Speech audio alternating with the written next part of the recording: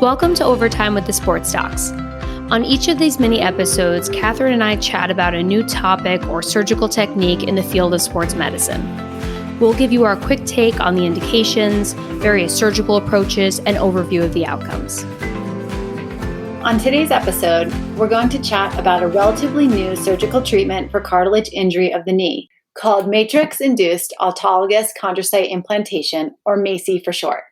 Now, while this episode will focus primarily on the MACI procedure, we'll be releasing a bigger episode in a couple of weeks that goes through all the different surgical treatments for knee cartilage disease. We'll be joined by an awesome guest for that one, so be sure to subscribe to our podcast and keep your eyes peeled for that two-part episode coming soon. For today's discussion, we're going to review a recent paper published in the March 2021 issue of AJSM titled Long-Term Prospective Clinical and Magnetic Resonance Imaging-Based Evaluation of Matrix-Induced Autologous Chondrocyte Implantation. Ebert and colleagues from Perth, Australia authored a case series of 87 patients who underwent the MACI procedure for cartilage defects of the patellofemoral and tibiofemoral joint spaces. They followed these patients for a minimum of 10 years after surgery and evaluated both clinical outcomes as well as graft appearance on post-op MRI. But before we deep dive into the findings of that paper, let's chat about the MACI procedure itself. What is it? Well, MACI is a two-stage surgical procedure that involves an initial arthroscopic cartilage biopsy, followed by a later implantation procedure to deliver these new cartilage cells into the cartilage defect. After the biopsy, the cells are sent to a lab where they are cultured and grown, then seeded onto a synthetic membrane over a 6 to 8 week period. At the second stage procedure, the membrane is sized to match the defect and then secured to the subchondral bone using fibrin glue with or without sutures. MACI is the preferred surgical technique for large cartilage lesions without underlying bone involvement. For smaller lesions and those with bone loss, other techniques are preferable, and we'll discuss those on our next episode. Okay, so now that we've talked about what MACI is, why don't we talk about indications for its use? So in this paper, the authors included patients with symptomatic, full thickness, isolated chondral defects with no underlying inflammatory arthritis, ligamentous instability, varus valgus malalignment, or prior extensive meniscectomy.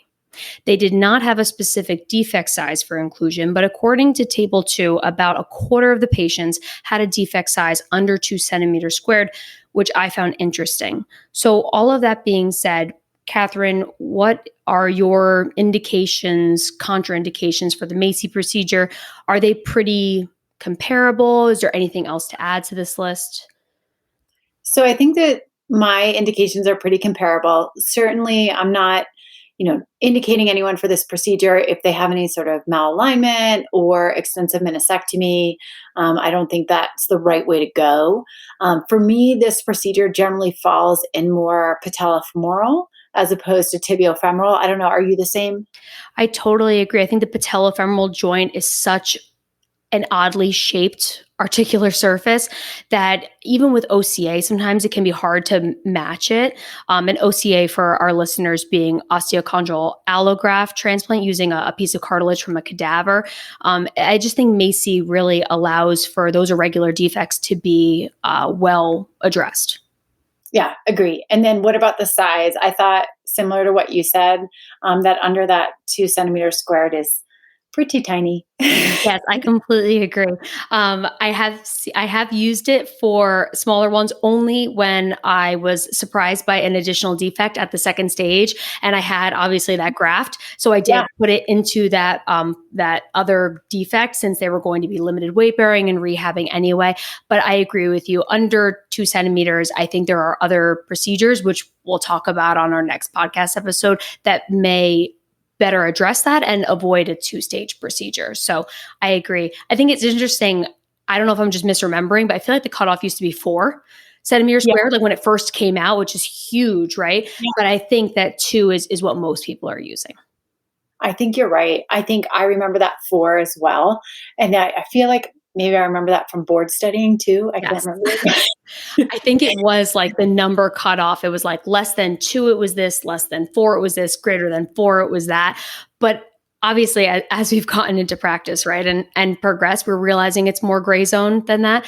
But I think for insurance authorization, also, it has to be greater than 20 millimeters or 2 centimeters squared.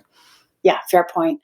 And then location wise, are you doing tibiofemoral at all? Yeah, so definitely. So I'm primarily doing it for condylar lesions, medial and lateral femoral condyle lesions.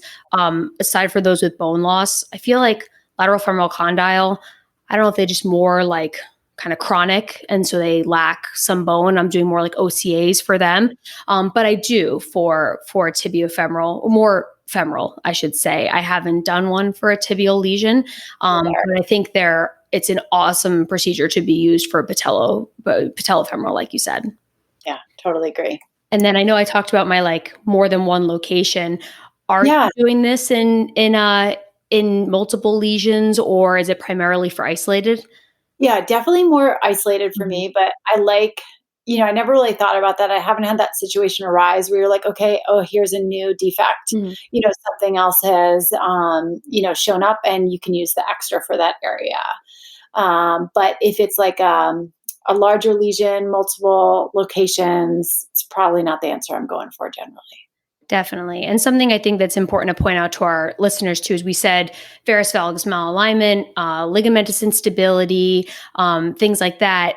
You can certainly address those at the time of surgery. I do know some people that do like an offloading high tibial osteotomy at the same time that they're doing the second stage cartilage restoration. I think what we're trying to say is we wouldn't do this procedure in someone that has those underlying issues, or else you're just predisposing them to redevelop this cartilage lesion that they had in the first place. Yeah, I agree. I think you're just sort of not actually addressing the problem. Exactly. So then once we decide which patients to take for surgery, there's then the surgical details to decide on. So the first stage is pretty straightforward. We do an arthroscopic biopsy of the cells. And this can be from the intercondylar notch, supratrochlear ridge. Is there a specific area that you prefer to take from? I'm always intercondylar notch. I just feel like, it's super, super easy to access. It's always very readily available. You're not going to deal with any, sort of, what do I want to say, like morbidity, Mhm. so that's always sort of go to for me. What about you? Similar, although sometimes I find it so awkward to like, to sometimes you do your curette or whatever you use. And that was gonna be my question for you. What instrument do you use? Correct. And it comes off as this like perfect peel of cartilage and subchondral bone. It's a tic-tac shape. You just take it out and you're done. And then sometimes you're doing it, it's just sliding right off of it. What instrument do you use to do the So harvest? same, the little curette, Yeah. so I've played around with a couple sizes, but curette I find is just like the most reliable for sure. Yeah, I do. I have that, and I have the ring curette. Sometimes like that ring curette's so sharp, you can Oh just yeah. really kind of almost like an ice cream scooper, like scoop Yeah. it down. But I saw recently, when we were in residency, you know how we could do that elective. I did an Yeah. elective with Joe Zarnecki, who's private practice out in like the Winchester area, and he cores out like these punches, almost like you would for Oh, oats, yeah. from the supratrochlear ridge. And I was like, Yeah. that's nifty because you don't have to scrape and risk potentially going one way or the other and fight with it. So I've been thinking about trying that with my next one because it gives you a nice subchondral bone and cartilage. But I, like you, just do the groove. Yeah. Oh, I like that though. That's a good idea. Yeah. And it's funny that you said ice cream scooper because literally I was thinking the same thing. It is. It's Yeah. It's like a little ice cream scoop. it Yeah. is a little ice cream scoop, and then you got to chase it around and fish it out. Yeah. Okay. So once the MACI implant is ready, we're obviously going to proceed then to the second stage. So the authors of this paper did an open arthrotomy for their approach, so making an open incision, Mhm. and did the fibrin glue to secure the membrane to the defect. So no mention of suture fixation. What about you? Are you using suture, or do you have it readily available? If you're not using it, kind of what's your process? I don't routinely use suture. Now, when I was in fellowship, one of my attendings who did a lot of these swore by tacking it down with suture, at least at the four quadrants, like 12, 3, 6, and 9. He said that it helped minimize shear stress. But I just feel like from what I've read in the literature and also what I've seen, those sutures are so small. It's like what, like a 6.0 micro or something smaller that you're using. And a lot of times I feel like they're cutting out anyway. I do the fibrin glue, I lay it down, and then I do another layer of fibrin glue around it. And that's worked really well. So I do not do suture fixation. Yeah. So same. And I would say like my only real tidbit with any time I'm working with that fibrin glue is like I just wait a really long time. Yeah.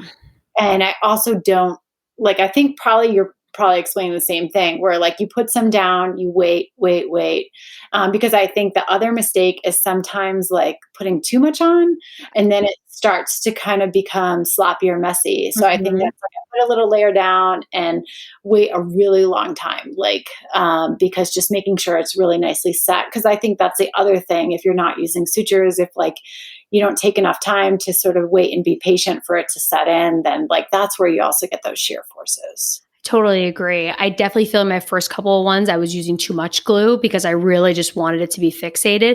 And I feel like with the too Yeah. much glue, you get into the same issue that we were getting into years ago with the ACI before we had the matrix to hold it, where everything would just settle with gravity into like the bottom of the defect. And you don't want that either. You want it to be nice and even and able to grow. So I definitely try to use less. And your point about taking your time is key, especially with the hemostasis. I don't know about you, but I let the tourniquet down to make sure I have good kind Mhm. of punctate bleeding. But then you have to control that with the epinephrine. So it's definitely a bit tedious, but I think what you said is key. Like patience is key and just take it slow so that it gets done well. Yeah. For the approach, do you do mostly open? Are you doing any? Yeah, I'm saying, so you're doing any arthroscopic. I wish I had the patience for that. I'm doing a mini open arthrotomy and just Yeah. securing it that way. I don't think there's really like any, increased morbidity. Mhm. It doesn't affect the rehab. It's basically a slightly larger incision, but you're able to see everything perfectly. Mhm. Make sure that you're really happy with how everything looks and is sitting. And I think sometimes, like, especially with the scope and looking at it at a 30-degree, you can be slightly off and that's Mhm. too much off. I totally agree. Absolutely. So then talking about post-op recovery and rehab, in the paper we referenced, table 1 really nicely outlines their rehab guidelines in the paper, and you can find the paper abstract and images of these important tables on our Instagram at the Sports Docs Pod. We'll put it in a post with a little caption and some information about this episode so you can swipe through and see it. But Catherine, let's start with post-op weight bearing and range of motion. So immediately post-op, what's your weight bearing protocol look like for patellofemoral versus tibiofemoral, and range of motion restrictions for, let's say, maybe the first 4 to 6 weeks? So for my weight bearing, I refer to like toe touch or Mhm. touchdown. So, they're probably putting down maybe arguably up to like 30% of their body weight. Mhm. I think everybody's a little different. I think toe touch is so vague, and that some people like really what they're doing is like non-weight bearing because they're so Yeah. afraid. Yep. And then other people are much more aggressive and going towards like, so I would say I'm comfortable with them weight bearing with either location, anywhere up to like about 30% for those first few weeks. Mhm. And then the range of motion, I usually just restrict from 0 to 90 for the first 2 or 3 weeks as well. And then this is one procedure that I do CPM. Mhm. So all my One cartilage procedure. Are you not a fan of CPM otherwise? only use it for cartilage. Oh, That's it. wow. Yeah. Okay. I'm like, honestly, I just feel like it's one of those things where I just throw everything at patients just to try to make sure. And so I use CPM for a lot. Like I even use it for meniscus repair sometimes and for ACLs too, but absolutely for cartilage, you're spot on with that. It's like the one that I'm like, you have to like, this is sort of like the expectation. What about you, weight bearing? Are you more aggressive, less aggressive?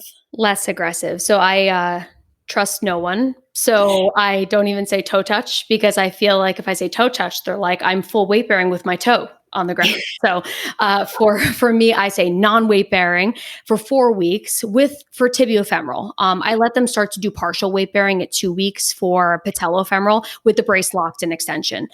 A range of motion, I'm similar. For tibiofemoral, I do 90, limited it for about until 4 weeks, and then I advance thereafter. For patellofemoral, I limit to like 60, 70 for the first couple weeks. I don't know if it makes a difference, but I do. And then I advance to 90 and then full thereafter. And I'm usually weaning them out of the brace around like 8 weeks once they have good quad control and are ambulating with the brace unlocked. So similar to you, but I say non-weight bearing with the understanding that they're probably resting the foot on the ground when they're not ambulating. But I worry if I say toe touch that some people might weight bear a little too soon. I know it is really hard. I think sometimes we give these guidelines and it really just depends on the person on how they're going to interpret that, even if you go through it all.